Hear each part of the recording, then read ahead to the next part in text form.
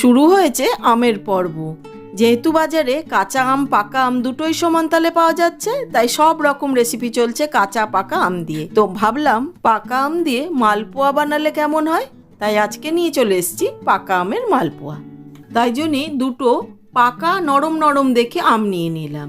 এবার খুব ভালো করে ধুয়ে পিল করে ছোট ছোট টুকরো করে কেটে একটা মিক্সার জারের মধ্যে নিয়ে নিচ্ছি। আমটার স্মুথ একটা পেস্ট তৈরি করে নিয়েছি। এবার একটা ব্যাটার বানাবো, তার জন্য একটা বোলের মধ্যে নিয়ে নিচ্ছি 2 কাপ ময়দা, 1 কাপ সুজি, 2 চামচ চিনি, অল্প একটু লবণ আর অল্প একটু মৌরি দিয়ে দিচ্ছি। দিয়ে খুব ভালো করে মিশিয়ে নিচ্ছি। এইবার দুধ দিয়ে অল্প অল্প করে ব্যাটারটা তৈরি করে নিচ্ছি। এই ব্যাটারে চিনিটা আপনারা আমের মিষ্টি হিসেবে অ্যাড করতে পারেন। ব্যাটারটা রেডি হয়ে এসছে, এই সময় দিয়ে দিচ্ছি তৈরি করে রাখা আমের পাল্প।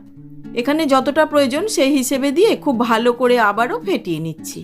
হয়ে গেছে, এবার কিছুক্ষণের জন্য রেস্ট করতে রাখছি যাতে করে সুজিটা ফুলে ওঠে। ব্যাটারটা যতক্ষণ রেস্ট করছে একটা রস বা শিরা বানিয়ে নিচ্ছি। তার জন্য চিনি আর জল নিয়ে নিলাম, নিয়ে খুব ভালো করে এটাকে ফুটিয়ে নিচ্ছি। খুব ঘন করার দরকার নেই। এইবার দিয়ে দিচ্ছি আমের পাল্প, দিয়ে আস্তে আস্তে করে পুরো পাল্পটাকে রসের সাথে মিলিয়ে নিচ্ছি। রস বা শিরাটা খুব ভালো মতন ফুটে উঠেছে, কনসিস্টেন্সিটা দেখুন এই রকম হয়েছে। এবার এটাকে সাইড করে রাখছি। এদিকে ব্যাটারটা প্রায় 1 ঘন্টা রেস্ট করা হয়ে গেছে। কড়াইতে তেল আর ঘি গরম করে নিয়েছি, তার মধ্যে এক এক হাতা করে যেভাবে আমরা মালপোয়া করি সেইভাবে দিয়ে উল্টে পাল্টে দেখুন লাল রং করে ভেজে নিচ্ছি। কত সুন্দর ফুলে উঠছে পোয়াগুলো। এইবার তুলে যে পাশে রসটা রেখেছি তার মধ্যে দিয়ে দিচ্ছি। একইভাবে সমস্ত মালপোয়াগুলো ভেজে নিচ্ছি। রসের মধ্যে দিয়ে দিচ্ছি। এই রস ঢুকতে কিন্তু খুব বেশি সময় লাগবে না, আপনারা 5-7 মিনিট পরে কিন্তু খেতে পারবেন। এবার একটি প্লেটে সার্ভ করে দিচ্ছি।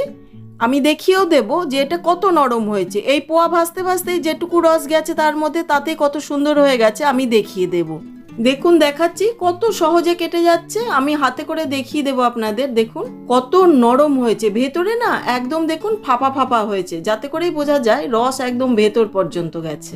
ব্যাস রেডি পাকা আমের মালপোয়া, স্বাদে গন্ধে অতুলনীয়।